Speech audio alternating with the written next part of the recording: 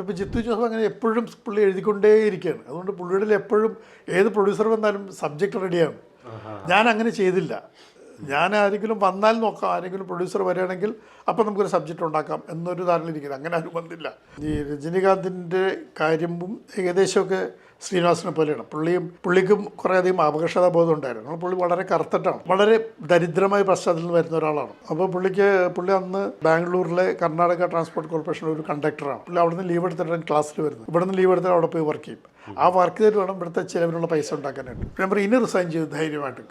അപ്പോൾ പിന്നെ പുള്ളി പറയും പക്ഷേ പടം റിലീസായിട്ടില്ലല്ലോ, പടം എങ്ങനെ പോകുമെന്ന് അറിയില്ലല്ലോ, ഇപ്പം റിസൈൻ ചെയ്തിട്ട് പിന്നെ ഇനി പടം കിട്ടിയില്ലെങ്കിൽ ഞാൻ പട്ടിണിയാവും, എനിക്ക് കുടുംബം പട്ടിണിയാവും, ഇതുകൊണ്ടാണ് കുടുംബം പോലും കഴിഞ്ഞു പോകുന്നത്. അപ്പോൾ ഒരാൾ പറഞ്ഞു സാറിനെ കുറിച്ച് രജനീകാന്ത് പറഞ്ഞിരുന്നത് അയാൾ കൊണ്ടുവന്ന് എനിക്ക് കാണിച്ചു, എന്നിട്ട് അയാൾ വായിച്ച് കേൾപ്പിച്ചു.